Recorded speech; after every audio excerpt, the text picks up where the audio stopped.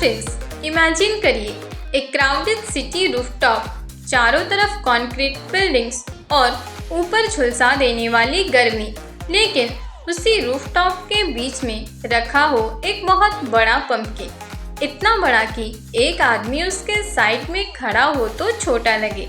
सुनने में लगभग नामुमकिन लग सकता है, क्योंकि नॉर्मली हम पंपकिन्स को विलेज फार्म्स, ओपन फील्ड्स या बड़े एग्रीकल्चरल लैंड से कनेक्ट करते हैं।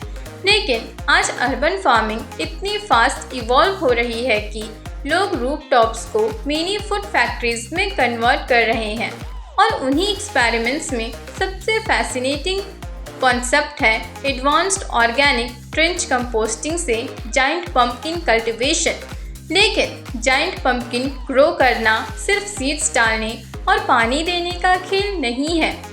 इसके पीछे compost biology, root engineering, microbial ecosystems, water physics और रूफटॉप हीट मैनेजमेंट का पूरा साइंस छिपा होता है। और सबसे interesting part, professional giant pumpkin growers कभी सिर्फ प्लांट को फीड नहीं करते, वो सॉइल के अंदर एक लिविंग अंडरग्राउंड इंजन क्रिएट करते हैं जो कॉन्टिन्यूसली न्यूट्रिएंट और हीट प्रोड्यूस करता रहता है। तो आज हम डिटेल में समझेंगे कि कैसे old rooftop spaces, organic waste, trench composting और एडवांस्ड ग्रोइंग टेक्निक्स का यूज़ करके जाइंट पंपकिन्स सक्सेसफुली ग्रो किए जा सकते हैं। तो चलिए वीडियो को स्टार्ट करते हैं और वीडियो को अंत तक जरूर देखें। जाइंट पंपकिन का रियल साइंस और रूफटॉप चैलेंज। सबसे पहले एक इम्पॉर्टेंट बात समझना ज़रूरी है। जाइंट पंपकिन्स नॉर्मल पंपकिन्स जैसे बिहेव नहीं करते। ये स्पेशली सेलेक्टेड जेनेटिक्स से आते हैं, जिनको डिकेड्स तक सेलेक्टिवली ब्रीड किया गया है, सिर्फ एक ही पर्पस के लिए, मैक्सिमम साइज। और इसी वजह से इनका ग्रोथ पैटर्न भी अग्रेसिव होता है। एक healthy giant pumpkin wine dozens of feet तक स्प्रेड कर सकती है और पीक ग्रोथ फेज में फ्रूट हर दिन सेवरल किलोग्राम्स तक वेट गेन कर सकता है। मतलब आप लिटरली पंपकिन को आंखों के सामने एक्सपैंड होते देख सकते हो। लेकिन रूफटॉप पर ये काम डिफ़िकल्ट क्यों हो जाता है? क्योंकि rooftop environment natural farm land जैसा स्टेबल नहीं होता।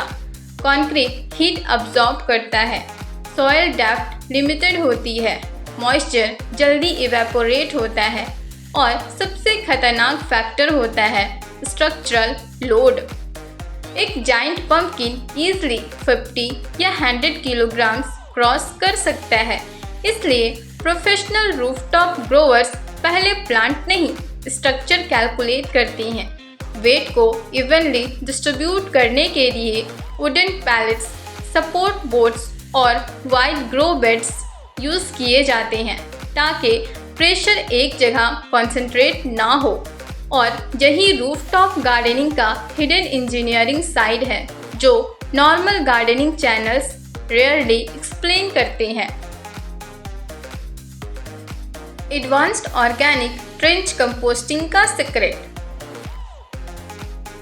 अब आते हैं इस टॉपिक के सबसे पावरफुल कॉन्सेप्ट पर, advanced organic trench composting. Normally compost को सिर्फ ऊपर सॉइल में मिक्स कर दिया जाता है, लेकिन ट्रेंच कंपोस्टिंग में ग्रोवर्स सॉइल के नीचे एक deep organic decomposition zone create करते हैं। इमेजिन करिए एक layered underground sandwich. Bottom layers में dry leaves, sugarcane bagasse, coconut husk, cardboard pieces और ट्विग्स। मिडिल लेयर्स में kitchen waste, vegetable peels, aged cow dung, compost और ग्रीन वेस्ट। अपर लेयर्स में coco peat, biochar, vermi compost और light soil mix. और फिर इसी trench के ऊपर पंपकिन प्लांट ग्रो किया जाता है। और अब यहाँ रियल साइंस स्टार्ट होता है। जब ये ऑर्गेनिक मटेरियल धीरे धीरे डिकम्पोज होता है, माइक्रोब्स कंटिन्यूसली न्यूट्रिएंट रिलीज करते रहते हैं।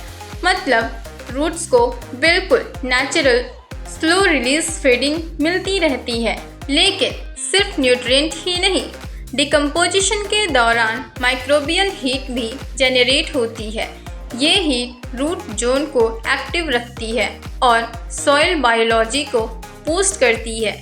कोल्ड या फ्लक्चुएटिंग रूफटॉप कंडीशंस में ये लिविंग इकोसिस्टम बिल्ड करते हैं, जहां सॉइल खुद कॉन्टिन्यूसली प्लांट को सपोर्ट करती रहती है।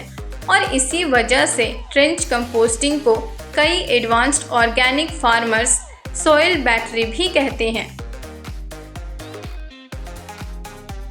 रूट सिस्टम्स, माइकोराइजा और जाइंट ग्रोथ फॉर्मूला। अब एक और हिडन फैक्टर समझिए जो जाइंट पंपकिन्स को असल में जाइंट बनाता है, रूट्स। मोस्ट बिगिनर्स सिर्फ फ्रूट को देखते हैं, लेकिन प्रोफेशनल ग्रोवर्स रूट को मैनेज करते हैं। Giant pumpkins shallow but extremely wide root systems बनाते हैं, इसलिए डीप नैरो पोट्स इफेक्टिव नहीं होते। Best rooftop systems usually raised beds, large HDPE drums या रिसाइकल वाटर टैंक्स होते हैं, जिनकी डेप्थ मिनिमम 18 to 24 इंचेज होती है और यहाँ एक एडवांस्ड बायोलॉजिकल पार्टनरशिप भी काम करती है। Mycorrhizal fungi. ये फंगी पंपकिन रूट्स के साथ सिम्बायोटिक रिलेशनशिप बनाती है। मतलब फंगी माइक्रोस्कोपिक थ्रेड्स की तरह सॉइल में स्प्रेड होकर रूट्स की रिच मल्टीपल कर देती है। रिजल्ट, प्लांट ज़्यादा फास्फोरस अब्जॉर्ब करता है, ड्राउट टॉलरेट करता है और फ्रूट डेवलपमेंट फास्टर होता है। इसको सिंपल लैंग्वेज में समझे तो रूट्स का हिडन इंटरनेट नेटवर्क और जाइंट पंपकिन ग्रोवर्स इसी बायोलॉजिकल नेटवर्क को बूस्ट करने के लिए बायोचार और फंगल कंपोस्ट यूज़ करते हैं। बायोचार स्पेशली इंटरेस्टिंग मटेरियल है। ये चारकोल जैसा पोरस सब्सटेंस होता है जो न्यूट्रिएंट होल्ड करता है, बेनिफिशियल माइक्रोब्स को शेल्टर देता है और वाटर रिटेंशन इम्प्रूव करता है। मतलब सॉइल सिर्फ मिट्टी नहीं रहती, एक लिविंग स्पॉन्ज सिस्टम बन जाती है। पॉलिनेशन, वाइन मैनेजमेंट और फीडिंग स्ट्रेटजी। अब जाइंट पंपकिन ग्रोइंग का मोस्ट सिनेमैटिक फेज स्टार्ट होता है, flowering and fruit selection. Pumpkin plants male और फीमेल फ्लावर्स सेपरेटली प्रोड्यूस करते हैं। फीमेल फ्लावर के नीचे already mini pumpkin shape visible होती है। प्रोफेशनल ग्रोवर्स रैंडम पॉलिनेशन पर डिपेंड नहीं करते। सुबह early morning selected male flower से हैंड पॉलिनेशन की जाती है ताकि स्ट्रॉन्गेस्ट जेनेटिक्स मेंटेन रहे। लेकिन यहाँ सबसे शॉकिंग स्ट्रेटजी क्या होती है? ग्रोवर्स एक वाइन पर यूजुअली सिर्फ एक जाइंट फ्रूट रखते हैं, बाकी फ्लावर्स रिमूव कर दिए जाते हैं। क्यों? क्योंकि प्लांट की सारी एनर्जी एक सिंगल पंपकिन में डाइवर्ट हो जाए और इसी वजह से कुछ पंपकिन्स मॉन्स्टर साइज अचीव कर पाते हैं। अब न्यूट्रिशन भी ग्रोथ स्टेजेस के अकॉर्डिंग चेंज होता है। अर्ली स्टेज में नाइट्रोजन हैवी कंपोस्ट टी या जीवामृत, फ्लावरिंग स्टेज में phosphorus rich organic feed, fruit bulking stage में पोटाशियम और calcium heavy nutrition, wood ash banana peel fertiliser, eggshell calcium extract और seaweed solution यहाँ बहुत इफ़ेक्टिव होता है। लेकिन ओवरफीडिंग खतरनाक हो सकता है। एक्सेस न्यूट्रिएंट फ्रूट क्रैकिंग और वीक वाइन्स क्रिएट कर सकते हैं। रियल जाइंट ग्रोइंग का सीक्रेट बैलेंस होता है, एक्सेस नहीं। वाटरिंग, हीट मैनेजमेंट और हार्वेस्टिंग साइंस। अब सबसे critical factor water management. Giant pumpkins inconsistent watering absolutely hate करते हैं। अगर एक दिन बहुत ड्राई कंडीशंस हो और नेक्स्ट डे एक्सेसिव वाटरिंग हो जाए तो रैपिडली एक्सपैंडिंग फ्रूट क्रैक भी कर सकता है।